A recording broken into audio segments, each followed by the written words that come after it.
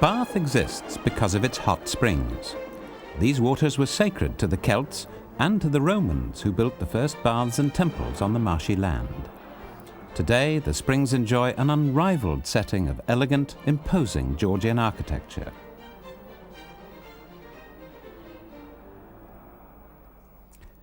By the 17th century, the spa was popular but bawdy and boisterous. The buildings were similarly unsophisticated, constructed with little concern for refinement. The few pre-Georgian buildings which survive are characterized by their rubble facades, gabled profiles and leaded casement windows.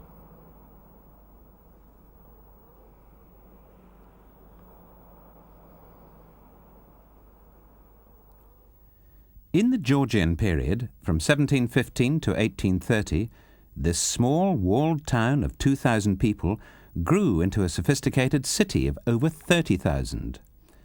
The 16th century watering hole for the sick became a fashionable playground in which the rich assembled to gamble, gossip and gallivant.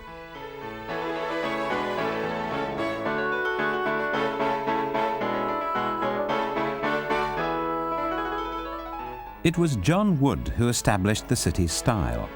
Born in 1704, he taught himself architecture in London. His buildings provided the perfect backdrop for fine manners and fashionable new clothes. Queen Square, begun in 1729, surpassed the new squares of London. The imposing north facade appears to be a single splendid palace, but, in fact, originally concealed 7 more modest lodging houses.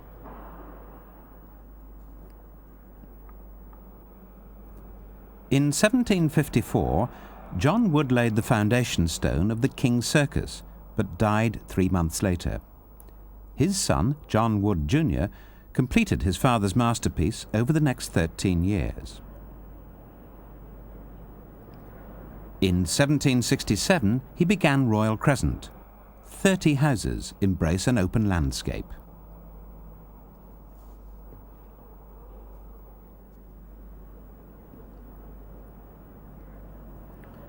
This picturesque taste for beauties of unspoilt nature is at its most charming at Lansdowne Crescent, completed in the last decade of the century.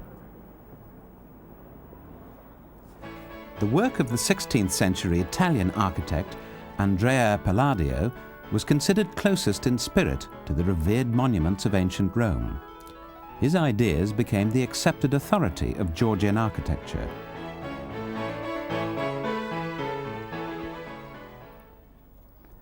From Elizabethan times, classical ornaments, pediments and door shells were stuck onto buildings as fashionable decorations.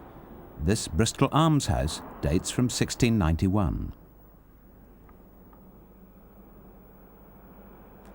But Georgian architecture is distinguished by its sense of balance, its harmony, and its strict adherence to the principles of classical architecture. The first principle was mathematical proportion. There was a firm belief that certain visual proportions, squares principally, were the key to architectural beauty and harmony.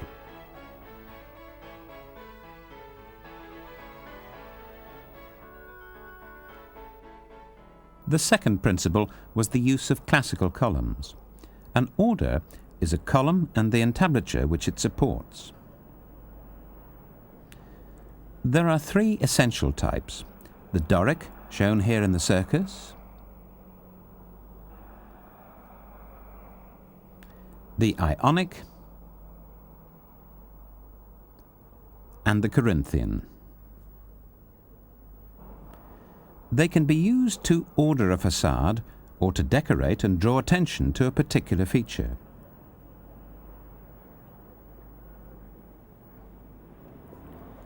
The new buildings also accommodated the less harmonious principles of business. As in London, Edinburgh, and other expanding cities, these were speculative developments, built to be sold at a profit. The developer leased a site from the landowner, usually for 99 years, and then sublet the individual plots to less wealthy speculators, most of whom were building tradesmen. The sublease not only laid down some planning restrictions and standards of construction, but also ensured the overall uniformity of the street, including a design of the front elevation. There was no control of the interior or the rear elevations. Most Bath architects began their working lives as craftsmen, and their professional life was inseparable from the rough and tumble of the speculative building world.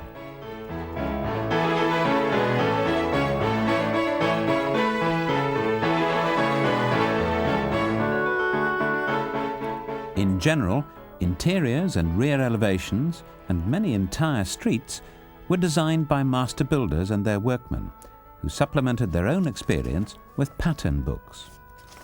These contained page after page of fashionable designs.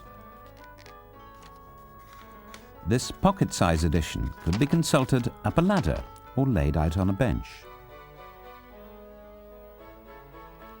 Once the design was agreed, it was the developer's responsibility to prepare the site for building.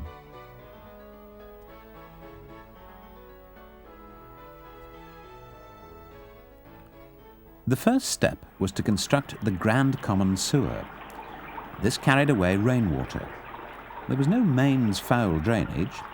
Privies situated in rear yards discharged into cesspits, which were regularly emptied by night soil men.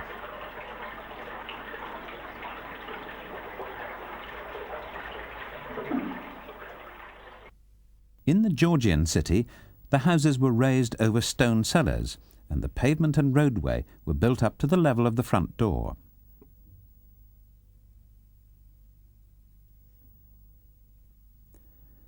The cellars under the pavement were used for storage, above all for coal. Many of the stone covers to the chutes still exist.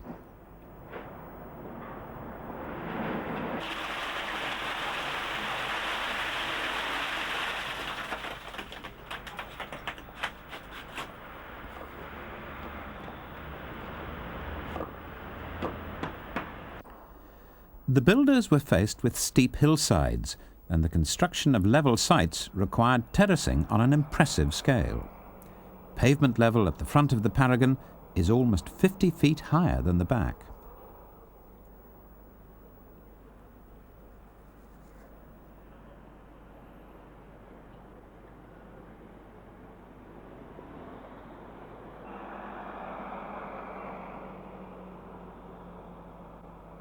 The construction of massive vaults provided support for the rear of the property.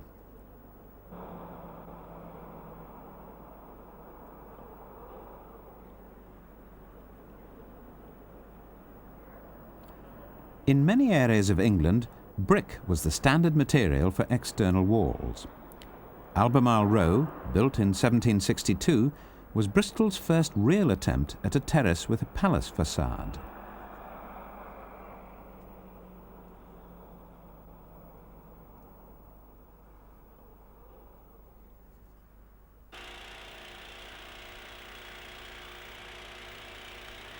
Around Bath are deposits of oolitic limestone. The deeper beds provided the valuable freestone for which Bath is famous. This traditional material is still mined today, but using up-to-date technology.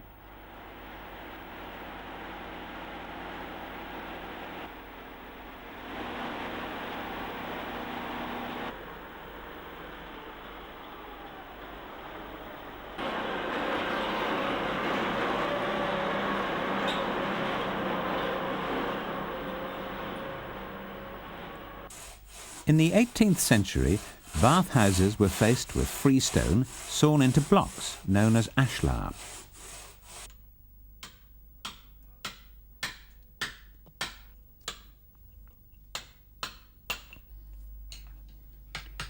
The mason also executed the more decorative stonework used in window surrounds, column capitals, and other embellishments.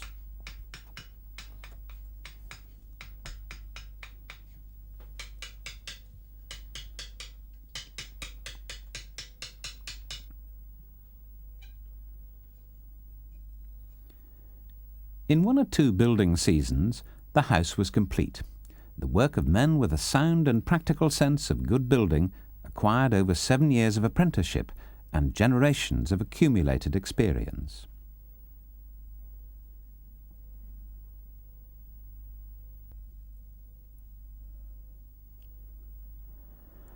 Georgian houses are flexible structures of stone and timber. Each has long since developed its own balance. All have cracks. Most sag and lean a little, or a lot. But the lime mortar helped to accommodate such movement. The public facade was the most important wall of the house.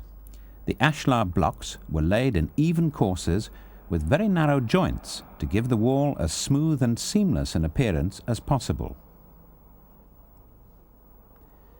To achieve this hairline joint and provide a mortar bed, the ashlar tapers back and was often packed with oyster shells to give temporary support while the lime mortar slowly hardened. Cheaper rubble formed most of the wall's thickness. Rubble was laid in horizontal courses with little concern for appearance. The rubble and ashlar were tied together by longer bonding stones. Brick was occasionally used as the backing material. For rear elevations, rubble was standard. Some historians suggest it was rendered over.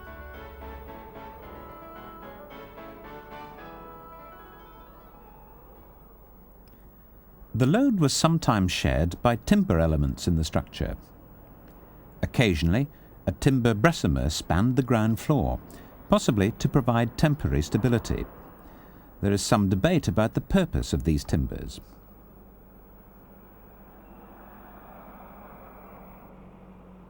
The floor joists play an important structural role in helping to tie the walls together. They were made from fir known as deal, which was imported from the Baltic. The joists support floorboards fixed with hand-cut iron nails.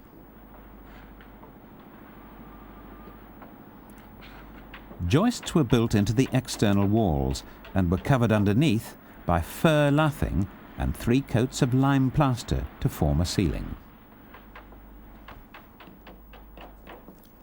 Fir lath, covered with several coats of plaster, was also used to conceal the carpenter's stud partitions.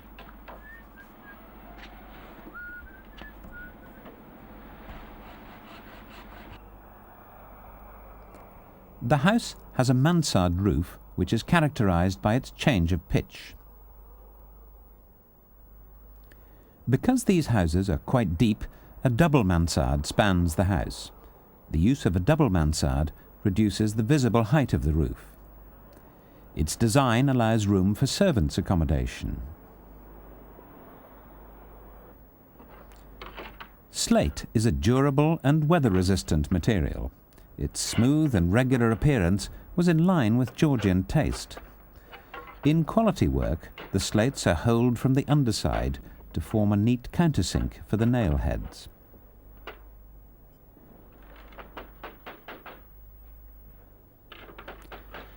Until the 1750s, however, roofs were covered with stone tiles quarried a few miles from Bath. Only 4 or 5 stone roofs survive in the city centre. Builders in Bath followed the London fashion and built parapet walls. London Building Acts of 1707 had banned exposed wooden eaves to try and prevent the spread of fire.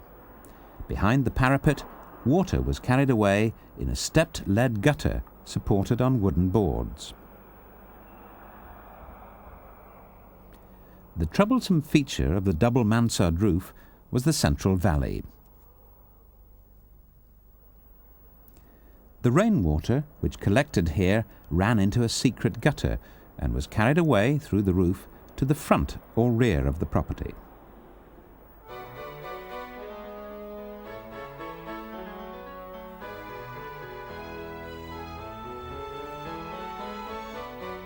In the 18th century, Cities all over the country took steps to smarten up their streets. They were lit by night and cleaned regularly, although foot scrapers were still a polite necessity. Hard pennant sandstone from quarries near Bristol was imported for pavement flagstones.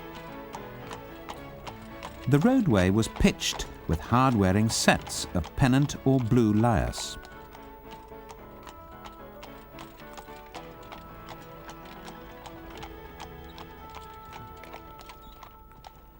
Iron railings were erected around the open basement areas for safety and security. These were mostly wrought iron, hammered into shape by a blacksmith. The finials could be worked into a variety of decorative patterns.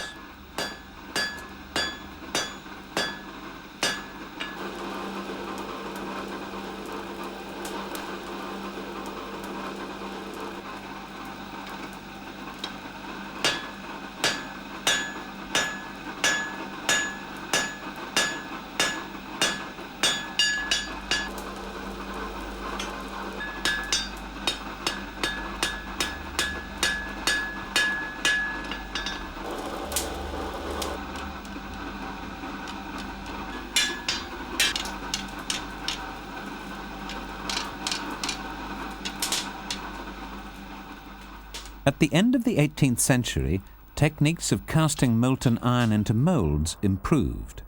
These fine lamp overthrows on Lansdowne Crescent have a wrought frame. The more subtle embellishments are cast. Nowadays, all the ironwork is painted in a monotonous black, although originally it would have been blue, green, grey, or a stone colour.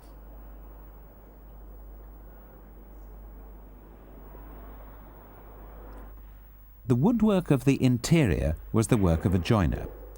Panelled doors and architraves, skirtings, window shutters, and of course, sash windows.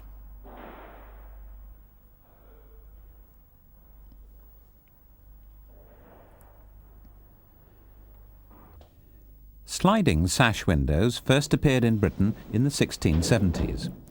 By the 1720s, they were a standard feature in any good Bath house. The distinctive characteristic of the sash is its counterbalancing mechanism.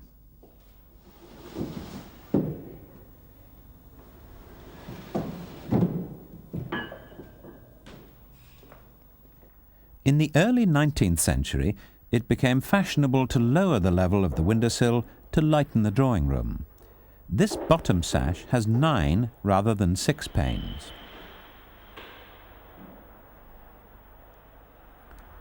For reasons of safety as well as fashion, elaborate balconies became popular.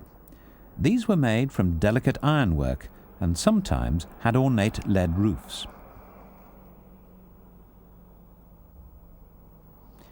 The windows of older houses were sometimes brought up to date by cutting away the stonework beneath the window and adding a row of panes.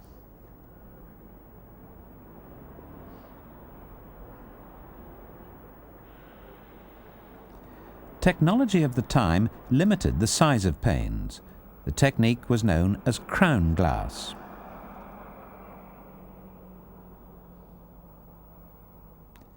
Molten glass was blown into a globe, then spun into a disc called a table. Rectangular panes could be cut from each disc, leaving the bull's eye in the middle. The process explains the wavy surface of the few windows which retain their original crown glass. In the mid-19th century, larger panes of clearer sheet glass appeared, and glazing bars were often removed. From the 1750s, a wall finish of plaster replaced the wooden panelling. The first coat of coarse lime plaster was reinforced with horsehair. Each coat was scored to provide a key for the next. More ornate decorations were made from plaster of Paris, cast in wooden or wax moulds. Simpler cornices were run in situ, using a template with a metal edge. A similar technique could be used for wall panels.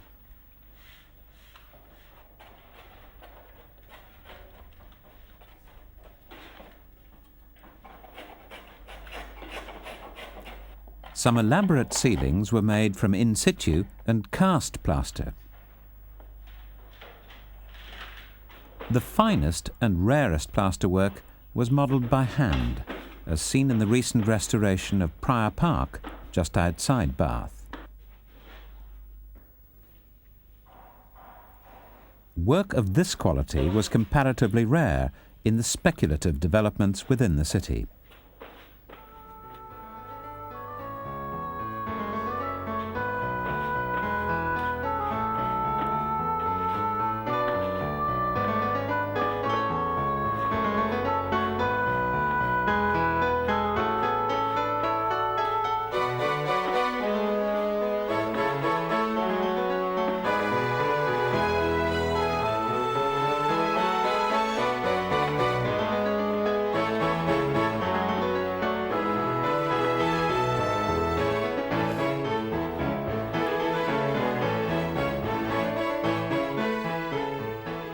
By 1750, wallpaper was very much in fashion. Each pattern was built up with a series of printing blocks dipped in paint. The process, although slow, was a cheaper alternative to hanging walls with fabrics and tapestries. Only a few examples of these wallpapers have survived, but, fortunately, new scraps are often discovered. Elegant, well-lit staircases made from stone, ingeniously supported, were features of the best houses.